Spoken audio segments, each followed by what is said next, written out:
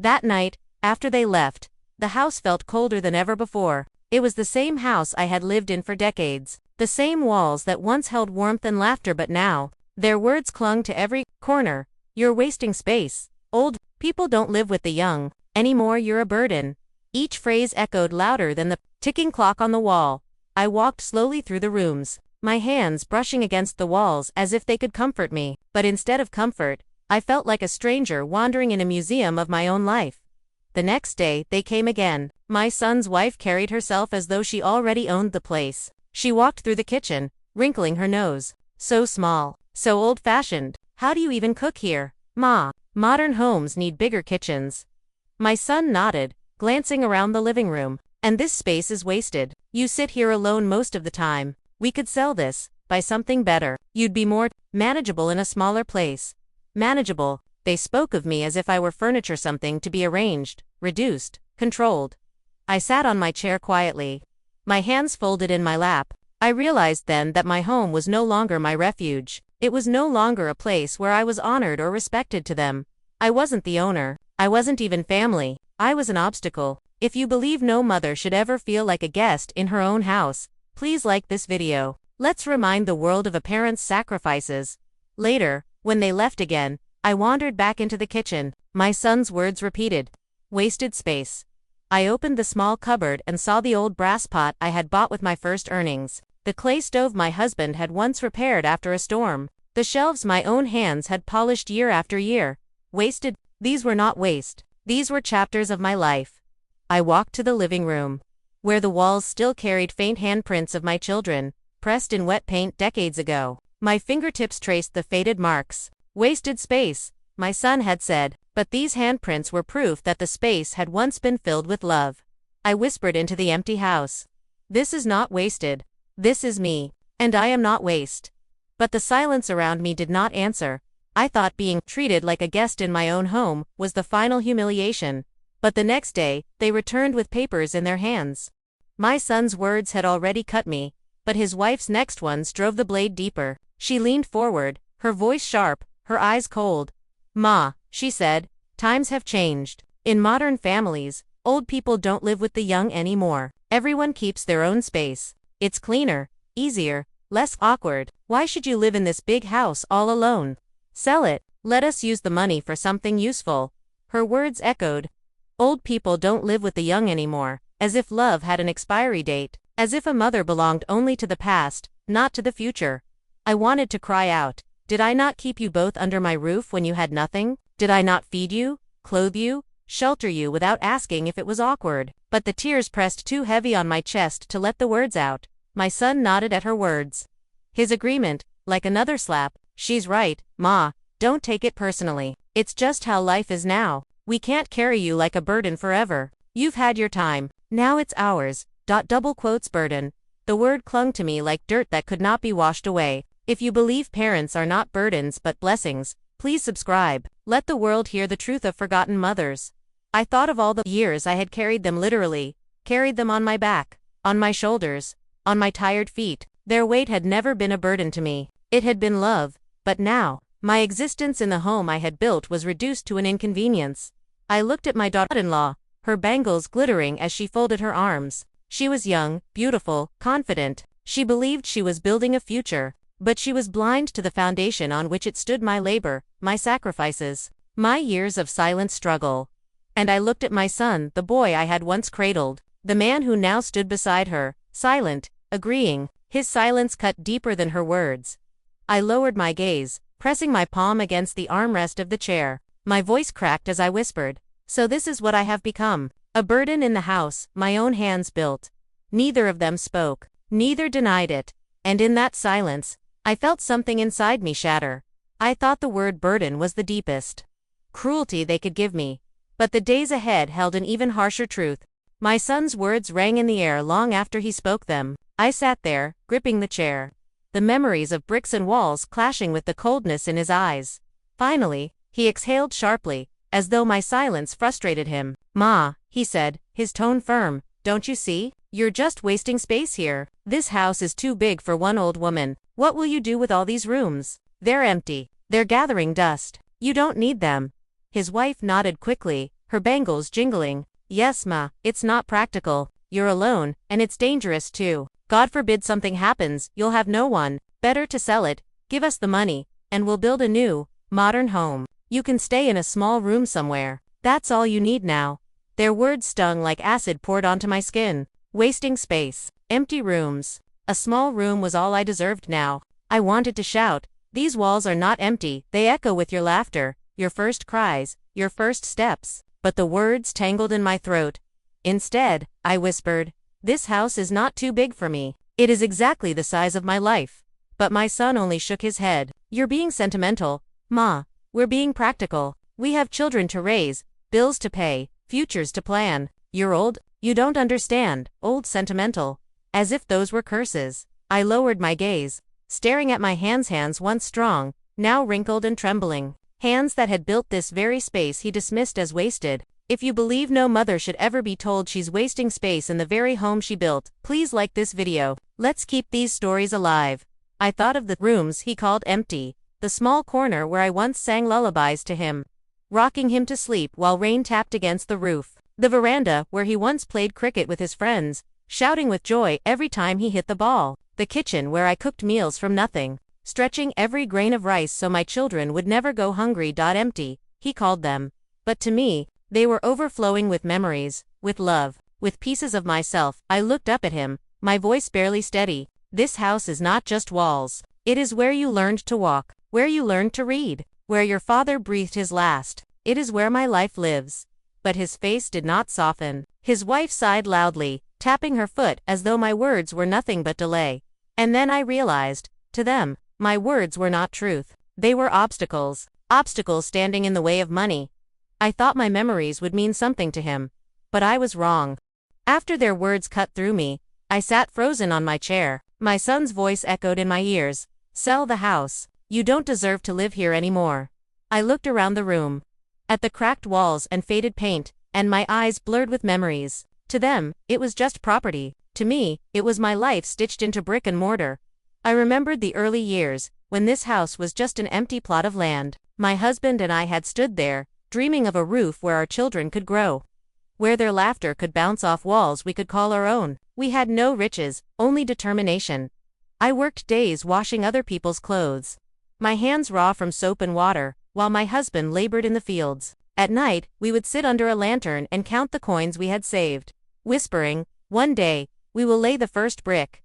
That day came slowly, painfully. I carried baskets of sand on my head, my shoulders bruised, my feet swollen. My husband mixed cement with his bare hands, his skin cracked and bleeding. We ate plain roti and salt for weeks, just to buy enough material for one more wall. But when the walls rose, so did our pride. I remembered laying down the floor tiles myself, carefully pressing each piece, whispering, these are for my children's steps. May they walk safely here. I remembered painting the walls with my own hands, smearing yellow across them while my children giggled, their palms pressing little handprints on the wet paint. I never washed those prints away. Even today, faint traces of them linger, ghosts of a childhood that had grown too fast. And then came the roof. The day it was completed, I stood on the ground and wept with relief. Rain would no longer leak into our beds. My children would no longer shiver through storms. This house was not just shelter. It was protection. It was sacrifice. It was love solidified into stone. If you believe no parent should ever be told to sell the home they built with sacrifice, please subscribe. Let these voices be heard. Now, years later, my son stood before me, dismissing it all as if it were nothing but space wasted on an old woman. He did not see the walls I had carried. He did not feel the weight of the sand baskets. He did not remember the nights I patched roofs with my bare hands while he slept peacefully below. To him, it was just money. To me, it was memory. I clutched the armrest of my chair, whispering softly, this is not just a house. This is my blood, my sweat, my prayers. But my son only frowned, impatient. My daughter-in-law sighed, as if my words were just excuses. And in that moment, I realized something painful. They would never see this home the way I did. I thought the house I built with love would protect me in my old age. But instead, it had become the very thing they wanted to take from me. The evening was calm when my son and his wife came to visit. I had been waiting for them all day, my heart light, my shawl neatly folded, my old sari pressed as best as I could manage. I had cooked their favorite dal, set out the best plates, and told myself, today, they will sit with me, and we will share laughter again. When they entered, I greeted them with a smile that reached all the way into my tired eyes. Come, Beta, sit, eat. I made your favorite. But instead of joy, they carried something else into the room. My son's shoulders were stiff, his wife's eyes sharp, their footsteps heavy with purpose. I noticed they didn't glance at the food. They didn't even sit. My son cleared his throat, looked at me without warmth, and spoke words that sliced through me like glass. Ma, he said coldly, you don't deserve to live in this house anymore. Sell it. Give us the money. We need it more than you. For a moment, I couldn't breathe. My ears rang, my hands trembled. I gripped the edge of the chair as if the floor itself had shifted beneath me. This house, the one I had built brick by brick with my husband, carrying sand in baskets, saving rupees coin by coin. The house where my children had taken their first steps, where their laughter had once echoed through every wall. My son's eyes were hard, impatient. His wife crossed her arms, nodding as though the decision had already been made. Ma, she added, you are old now. You don't need this space. You can live simply. Why hold on to something you don't even use properly? We could use the money for our future. Her words echoed in my chest. You don't deserve to live here. I thought my home would always be my refuge. But I was wrong.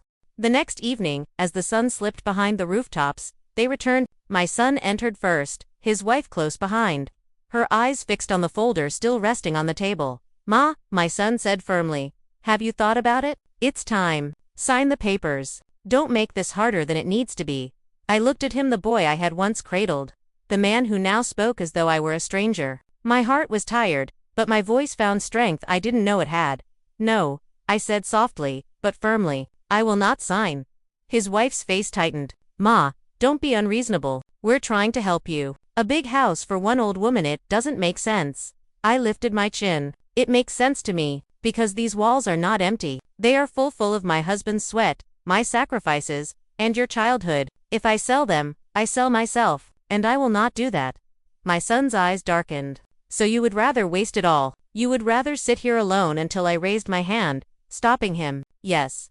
I would rather sit here alone with dignity than live anywhere else with shame. The room grew silent. My words hung heavy between us. If you believe every parent deserves dignity in their own home, press like and share this video. Comment, respect, to honor the sacrifices of mothers and fathers everywhere. They stared at me, perhaps expecting tears, perhaps hoping guilt would bend me. But I was done bending. I had bent my entire life, bent my back carrying loads of sand, bent my will to feed hungry mouths, bent my pride to raise children with nothing but love. But now, in this house I had built, I would not bend. My daughter-in-law muttered something under her breath and turned toward the door. My son lingered for a moment longer, his face torn between anger and disbelief. Then he, too, walked out, leaving the papers behind. The door closed. Their footsteps faded. And I remained, sitting in my chair, surrounded not by emptiness, but by memory. I reached for the folder one last time. Slowly, I tore the papers in half, then again, until they were nothing but shreds. I dropped them into the clay stove, watching the flames curl around them, reducing their betrayal to ash. The house seemed to sigh with me. As if relieved, I whispered into the quiet, this house will be mine until my last breath, and when I am gone, it will not be remembered as money, it will be remembered as love turned to stone. I pressed my palm against the wall, closing my eyes. They may forget me, but these walls never will. And with that, I knew the truth. I was not wasting space. I was not a burden. I was not undeserving. I was a mother, and this was my home, forever.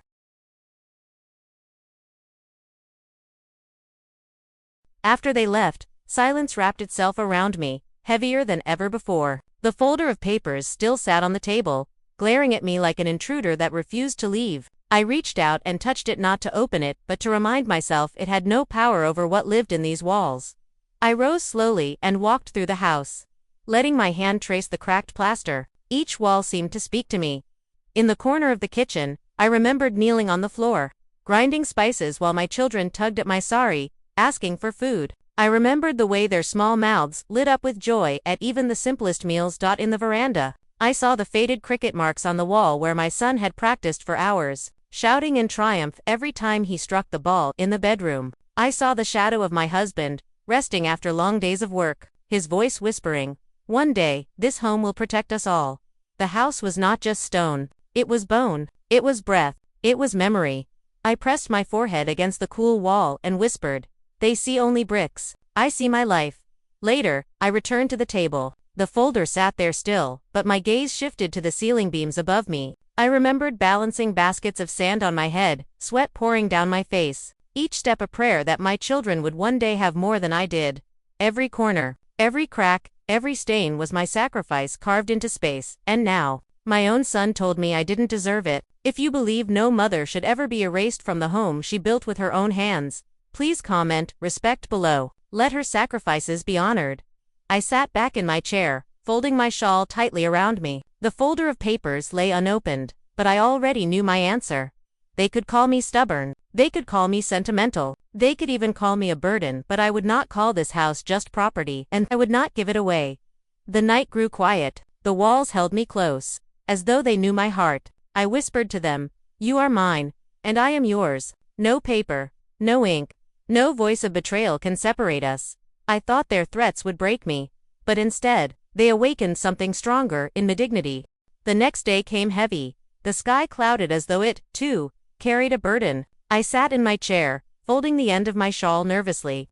When I heard the knock at the door, my son entered first, his wife close behind. In his hand, he carried a folder of papers. My heart sank before he even spoke.